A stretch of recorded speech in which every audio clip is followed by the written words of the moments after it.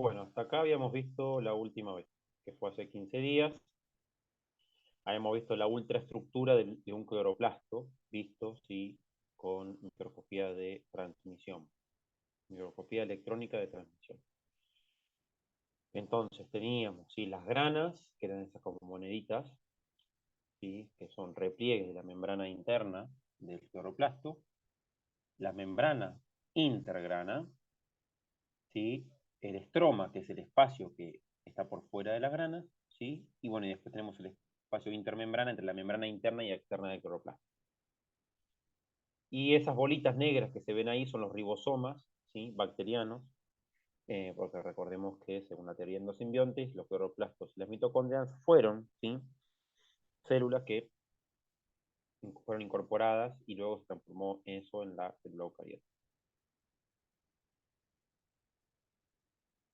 Así que bueno, hasta acá vimos la semana hace 15 días.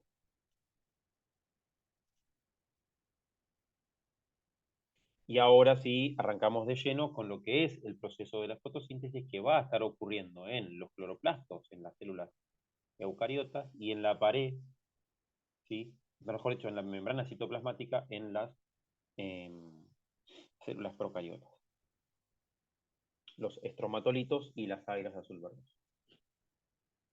Entonces,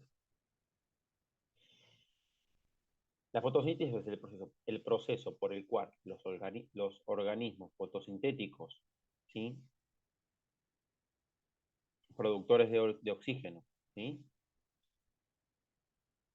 Producen sustancias orgánicas, ¿sí? A partir de dióxido de carbono y agua. Y como resultado va a quedar el oxígeno disponible.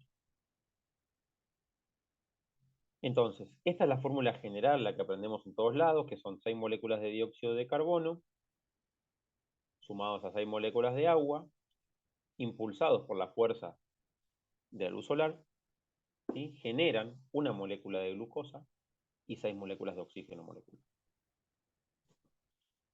Entonces tenemos los reactivos y los productos que son exactamente iguales, la misma cantidad. Bien. Esta es la fórmula general de la fotosíntesis. Así ocurre este proceso. Entonces, es una reacción de óxido-reducción, por lo cual se habría una reacción redox, ¿sí? En la que se utiliza la energía solar, los fotones provenientes del Sol, para, ¿sí? Extraer electrones a la molécula de agua, la cual va a ser oxidada, ¿sí? Por eso es la extracción de electrones. Y esos electrones van a ir a parar al dióxido de carbono, que es una molécula de carbono oxidada, para reducirlo a una molécula, ¿sí? Con hidrógeno, para hidrogenarlo, ¿sí? Entonces se va a sintetizar ATP, que es un reservante, como una batería, digamos, va a guardar energía química. Y NADPH, que es un cofactor, ¿sí? Enzimático, que va a ser transfusor, va a transferir, ¿sí? Poder reductor, que es a través de la inserción de iones hidruro, ¿sí? Se libera oxígeno como subproducto de la oxidación del agua. En los organismos eucariontes la fotosíntesis ocurre en el cloroplasto, como dije hace un rato, y es una reacción redox o oxidorreducción porque siempre hay una molécula que se va a oxidar y una molécula que se va a reducir, ¿sí? Entonces el dióxido de carbono se va a reducir, ¿sí? Disminuyendo su estado de oxidación, yendo de un estado positivo a un estado negativo, y la molécula de agua va a oxidarse, yendo de un estado negativo a un estado más positivo, ¿sí?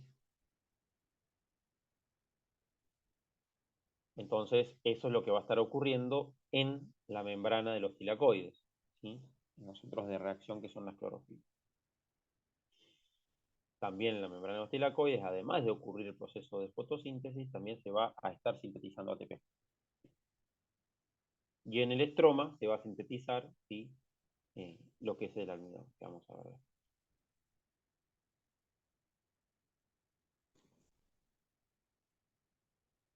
Entonces, la fotosíntesis está dividida, para su comprensión, en dos etapas. Una etapa llamada fotoquímica o fase luminosa o fase lumínica, y otra etapa llamada bioquímica o fase oscura, más conocida como fase oscura. ¿Sí? Fase oscura o fase lumínica. ¿Sí? La fase lumínica es porque depende de la luz, ¿sí? Para que ocurra. Y la fase oscura es porque es independiente, lo puede ocurrir o no con luz. Y no hace falta que haya luz para que la fase oscura ocurra. Pero sí, la fase oscura depende de la fase luminosa, de la fase lumínica, siempre. Entonces, en la fase luminosa son los pigmentos llamados antena, que básicamente son las clorofilas más otros pigmentos fotosintéticos de las plantas, como pueden ser los carotenoides, los flavonoides, ¿sí? Que van a estar captando diferentes longitudes de onda. Y es esa energía lumínica captada, los fotones, ¿sí? Recordemos que digamos, la dualidad onda-partícula de la que tiene la energía, que tiene, digamos, la materia, de que por momento es una partícula y por momento es energía, ¿sí? La energía contenida en cuantos de energía, ¿sí? Es la que va a movilizar y va a poner en marcha toda esta maquinaria, ¿sí? Y esa energía que viene del Sol, ¿sí? Esos fotones provenientes del Sol, van a impulsar la vida en la Tierra, básicamente, porque la fotosíntesis es el motor de la vida en la Tierra. O sea, es el mayor motor, no quiere decir que sea la única reacción química que genera energía para el planeta, pero es la mayor, ¿sí? Es la mayor que hace que el planeta se mueva. Después hay otros organismos, que son microorganismos, que generan energía a partir de fuentes diferentes al Sol, ¿sí? Que es, no sé, a partir de fuentes geotérmicas, ¿sí? Eh, que tienen que ver con el calor proveniente del centro de la Tierra, que bueno, también producen energía y hacen que el planeta se mueva, pero no en la magnitud como la fotosíntesis. Se va a liberar oxígeno como subproducto en la etapa luminosa o lumínica. Luego, con toda la energía química que se generó, producto de transformar energía lumínica en energía química, va a ser, ¿sí? Dispuesta o disponible, va a quedar disponible para la producción, ¿sí? De fotoasimilados. Va a quedar disponible para la producción de fotoasimilados. Entonces, la materia prima para esos fotoasimilados y para el desarrollo de la planta, para incorporar materia, y que esa materia se transforme en el cormo, es el carbono. Es el carbono proveniente del dióxido de carbono, más ese oxígeno proveniente del dióxido de carbono, más el hidrógeno proveniente del agua, más los fotones que hicieron que el agua desprendiera electrones, ¿sí? Todo eso se combina formando, ¿sí? Carbono hidratado o reducido, ¿sí? Hidratos de carbono simples, que luego se van a ir complejizando y se le van a ir agregando a esos hidratos de carbono simples, ¿sí? Cada vez más hidratos de carbono, generando, ¿sí? Polímeros. A veces son oligómeros, ¿sí? Que son de a poquito número, poquita cantidad de carbono, que se van a ir combinando con los diferentes, ¿sí?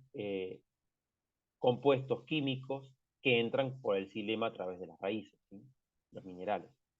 Esos minerales van a ir siendo transformados dentro de la planta, transformándolos en moléculas orgánicas que luego se van a ir adicionando a los diferentes cuerpos carbonados que se generan de la fotosíntesis y se van a ir generando las biomoléculas, ¿sí? Que ya conocemos. Proteínas, ¿sí? Por un lado, hidratos de carbono que se generan por fotosíntesis y los lípidos. ¿Sí? Todo eso se va a ir formando en el metabolismo secundario de la planta. ¿Hasta acá alguna duda, alguna consulta?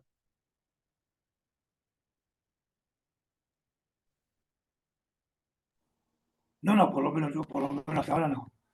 ¿Algo que no supe hacerme entender o explicarme?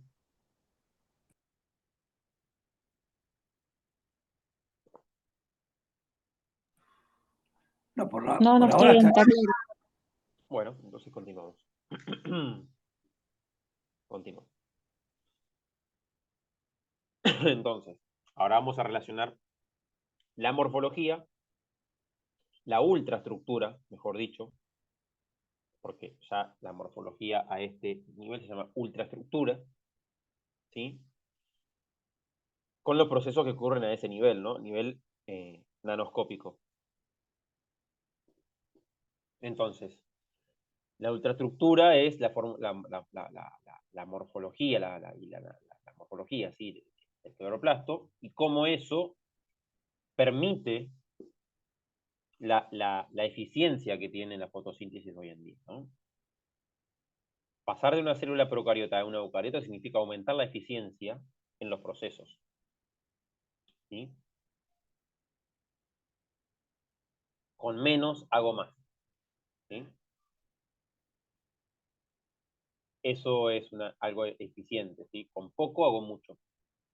No quiere decir que las procariotas no sean eficientes, al revés, son muy eficientes, pero las eucariotas lograron llevar un nivel un poquito más allá, porque pasaron de ser unicelulares para ser pluricelulares.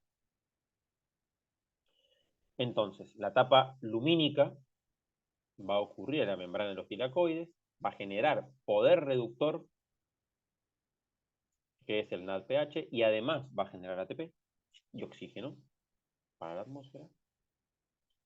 Y la etapa, sí, oscura, va a, con esa energía del ATP más el poder reductor, los va a consumir para producir estas biomoléculas tan interesantes que son los hidratos de carbono sencillos, simples. Entonces ahí tenemos el ingreso del agua, que acá era lo que yo les decía la última vez, lo importante de la evapotranspiración y lo importante de que el agua continuamente esté entrando a la planta. Porque si no entra agua a la planta, la fotosíntesis se detiene y por consiguiente se detiene la generación de energía, se detiene la generación de ATP, ¿sí? Y cuando no hay ATP, se detienen los procesos metabólicos también de toda la planta. La planta también produce ATP en la mitocondria, pero la planta no es un organismo heterótrofo, es autótrofo.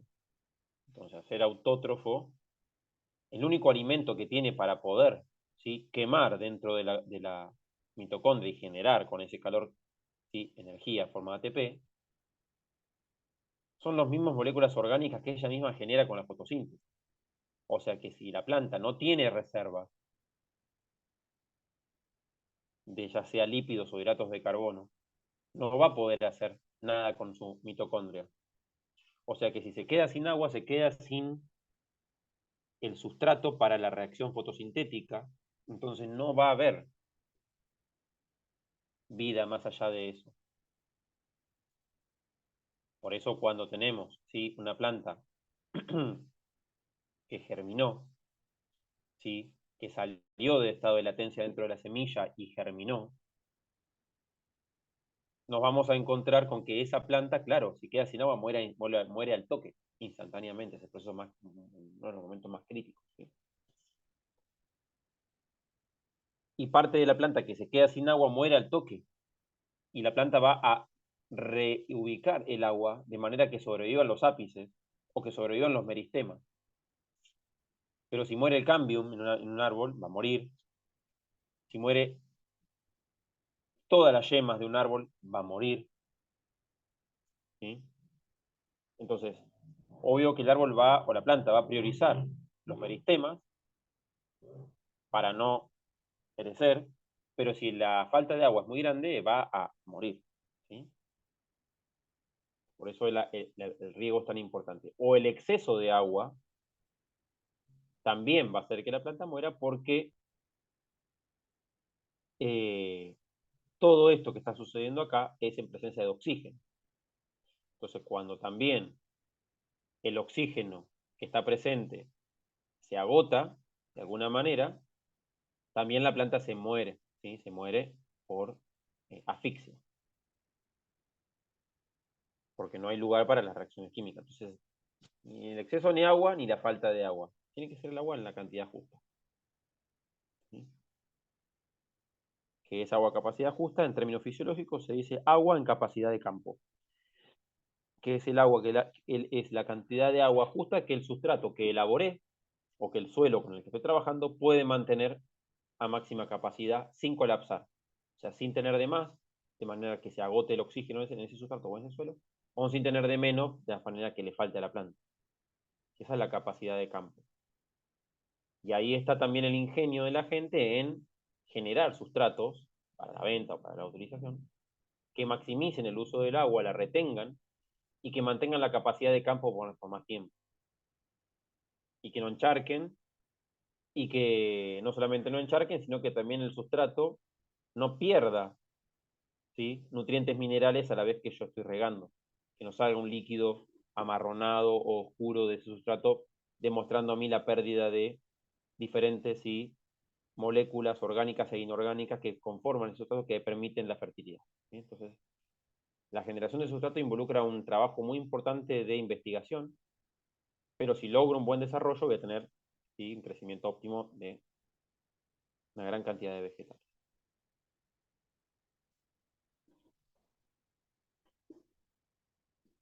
Bueno, entonces, continuando con el tema fotosíntesis, ¿sí?, vamos a pasar una más. Entonces, la fase lumínica.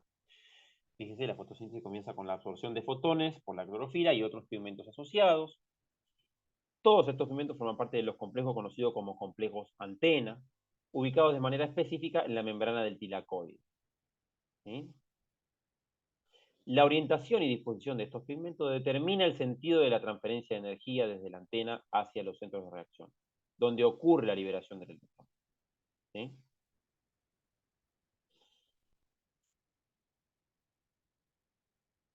Entonces, la clorofila A, la clorofila B y los carotenoides. ¿Sí? Y también tenemos, como dije yo, xantófilas, ¿sí?, y otros que no me estoy acordando ahora, ¿sí?, flavonoides, que son diferentes pigmentos, ¿sí?, fotosintéticos, que dan la coloración, ¿sí?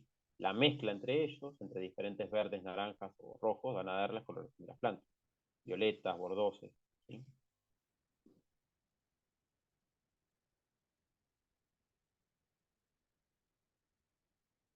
Matías, Entonces, sí, perdón, no sé, no sé si me traje, el clorofila, pigmento, y puede ser que tengan varios pigmentos una planta, sí, o no es que generalmente, puede ser, tienen varios pigmentos, no tienen uno solo pigmento fotosintético, son varios diferentes, que están todos ahí, y ahora voy a explicar bien por qué. listo, listo, perdón. Entonces, ¿sí? Lo importante acá, y ahora lo voy a mostrar en una página web de mejor, ¿sí?, ya, es que ustedes entiendan que el espectro electromagnético visible, ¿m? Primero tenemos que entender qué es el espectro electromagnético, ¿sí?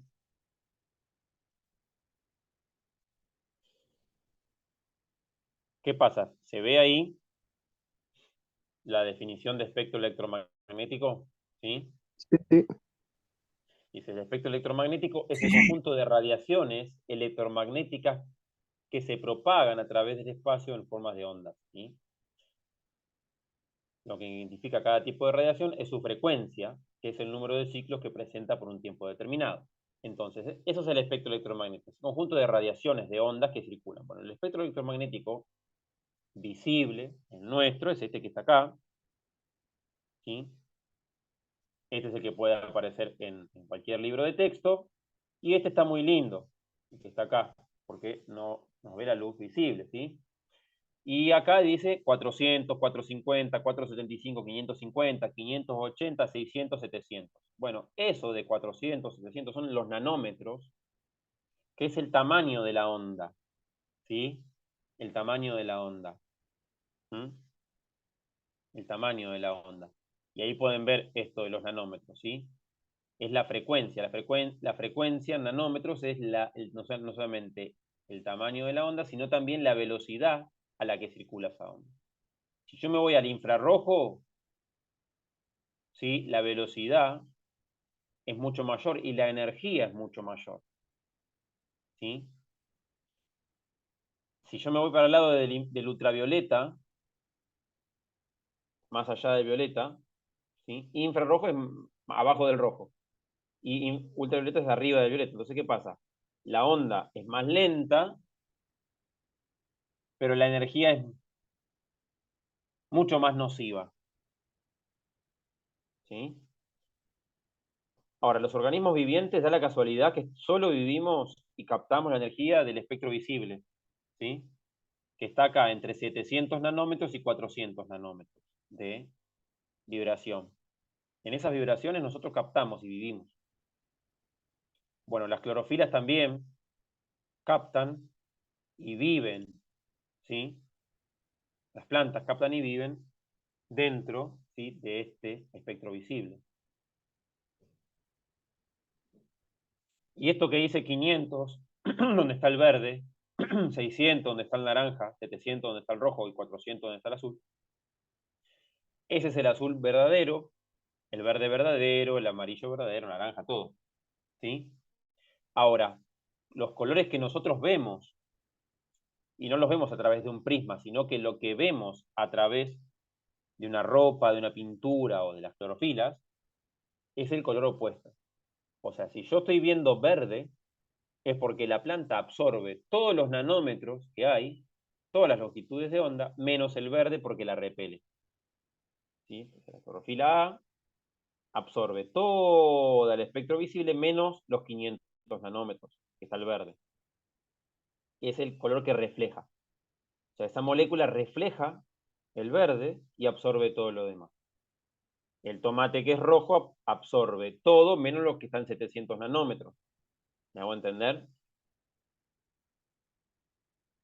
Sí, sí, muy confuso, pero se entiende. Es confuso, ya lo sé. ¿Por qué es confuso? Porque uno está acostumbrado a decir, mirá, qué lindo color, pero en realidad lo que absorbe o lo que está, a la cual está trabajando ese compuesto, es otro. ¿Sí? Es otro. Por eso, Entonces, en doctor, realidad, no tendríamos que decir, claro, estamos siempre diciendo mal las cosas. Bueno, decimos es de color rojo. No sabemos qué color en sí entonces tiene. Qué loco, ¿no? Porque, es digamos, el bueno, el opuesto tomate es rojo, complementario. pero no es rojo.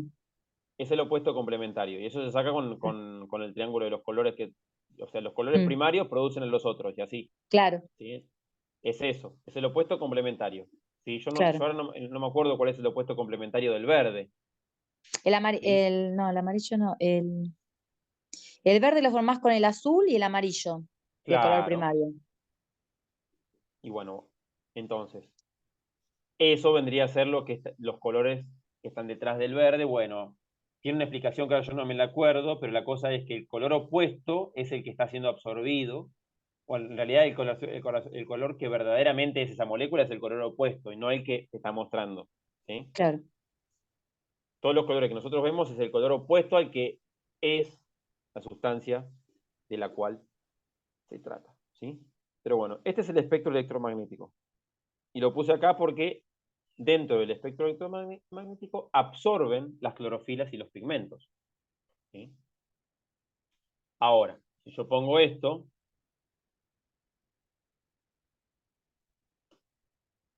pigmentos antena, y va a salir todas estas cosas que están acá, ¿sí? Que tienen que ver con los diferentes pigmentos y cómo van a esos pigmentos ir absorbiendo y pasándole la energía, ¿sí? Al centro de reacción que es la clorofila A. O sea, tanto, en realidad la clorofila A como la clorofila B son centros de reacción diferentes y le van a ir pasando energía, ¿sí?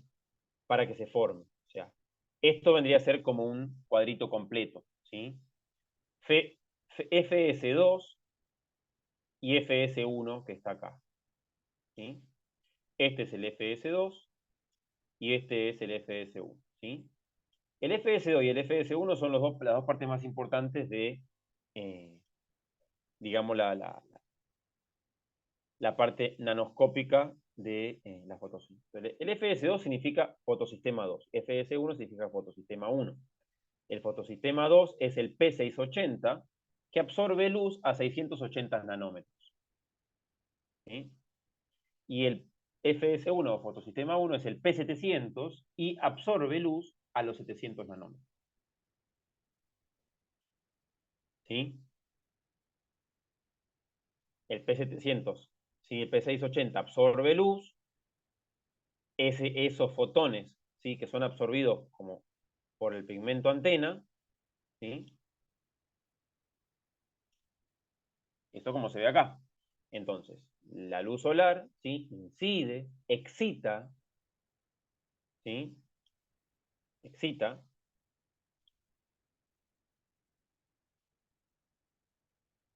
¿sí? Excita a los electrones que tienen las moléculas antena. Esos electrones empiezan a saltar de molécula antena en molécula antena hasta llegar al centro de reacción, que es el P700 o el P680. Cuando el electrón llega al P680, en realidad, ¿sí? Ahí se genera una fuerza negativa muy, muy, muy grande con una enzima cargada de molibdeno. Y esa enzima, cuando se genera una fuerza negativa tan, tan grande, adquiere la fuerza suficiente para romper y quebrar la molécula de agua. ¿Sí? Adquiere la fuerza suficiente como para quebrar la molécula de agua. ¿Sí? Una vez que la molécula de agua fue quebrada, ya está. Porque ahí la molécula de agua libera un electrón, ese electrón reemplaza al electrón que fue movido por la energía solar de alguno de los pigmentos antena y vuelve todo a empezar. ¿Me hago entender? ¿Cómo es la cosa? Sí, sí, sí. Eh, No, por ahí se puede ver en este también, ¿sí? Entonces la luz solar excita uno de los pigmentos antenas, se transmiten los electrones, ¿sí? Llegan acá, generan los electrones que son negativos, un exceso de carga negativa. Ese exceso de carga negativa, ¿sí? Hace que la enzima trabaje y pueda quebrar la molécula de agua, se quiebra, ese agua restituye con los electrones el electrón que ya había sido, ¿sí? Traslocado, porque el electrón traslocado fue traslocado y voló, ya se fue, y ahora vamos a ver a dónde se va. ¿Sí? Se va a otro lado, se va a seguir, ¿sí? Se va a seguir por la vía fotosintética. ¿Sí?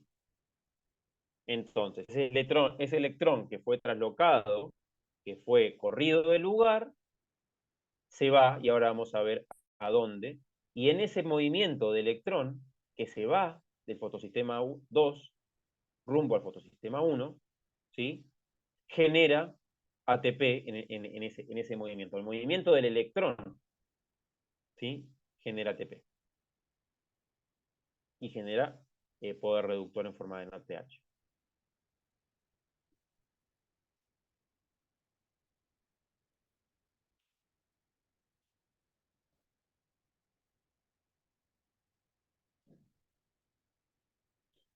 Entonces, la energía luminosa de la fotosíntesis consiste en la conversión de energía luminosa en energía química. La energía química queda contenida en las moléculas de tipo de ATP en NADPH, ¿sí? Y el oxígeno como subproducto.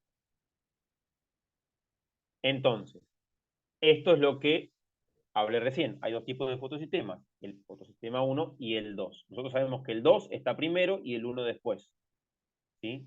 El 2 es el P680 y el 1 es el P700, ¿sí? Y ahí ambos van a ir trabajando, ¿sí? Como lo mencioné recién, ¿sí?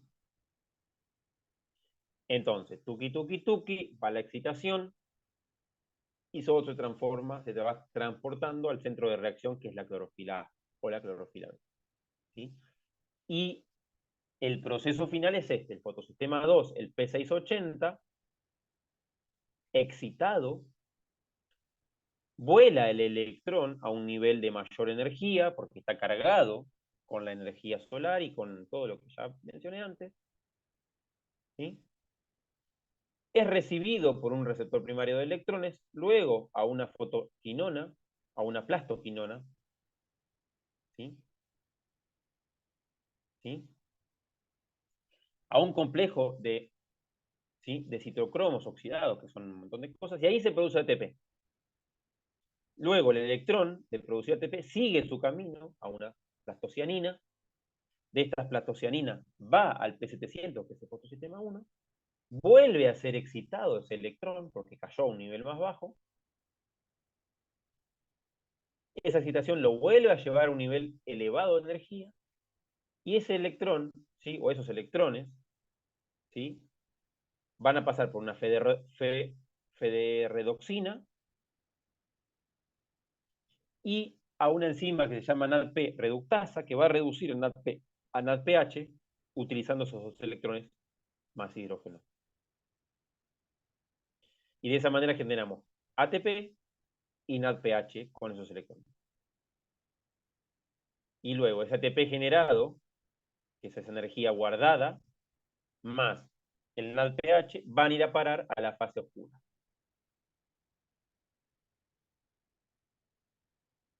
Siempre la energía crece de abajo hacia arriba en este sistema Z.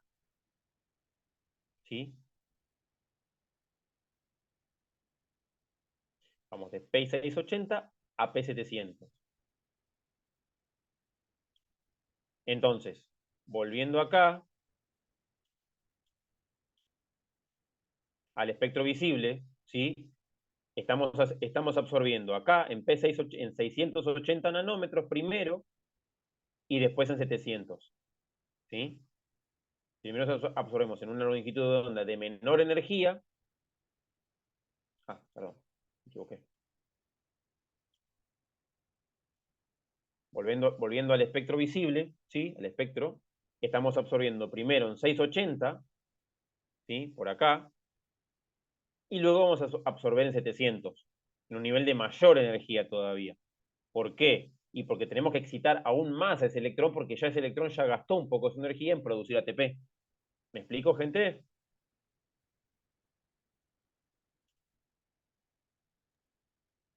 Sí, sí. Sí.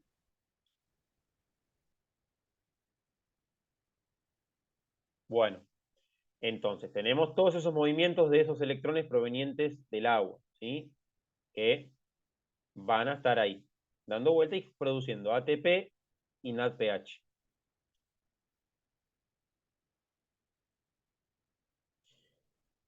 Entonces, todo esto que está acá es la explicación de todo lo que le acabo de decir, pero en forma teórica, que también está en el NABORS. Así que la gente que lo quiera leer del NABORS, se lo recomiendo para leerlo con mayor, ¿sí?, detenimiento.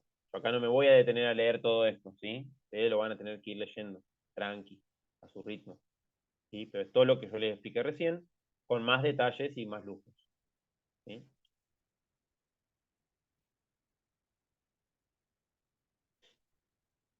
Entonces, ¿cómo se forma el ATP? Esto es interesante. El ATP se va a formar gracias, ¿sí?, a que existen membranas, o un sistema de endomembranas dentro de el cloroplasto o de la mitocondria también, ¿sí? Porque es lo mismo que ocurre en la mitocondria, pero acá está ocurriendo en la membrana del cloroplasto. Entonces, en el lumen del tilacoide, adentro del espacio que se forma en cada grana, ¿sí?, claro, se va rompiendo la molécula de agua y se van generando iones hidrógeno. Esos iones hidrógenos, ¿sí?, se van acumulando de un lado. Y del otro lado, ¿sí?, va quedando el NADPH y los hidrógenos se van consumiendo. Entonces, de un lado tenemos un exceso de carga positiva y del otro lado tenemos un exceso de carga negativa o carga neutra, ¿sí?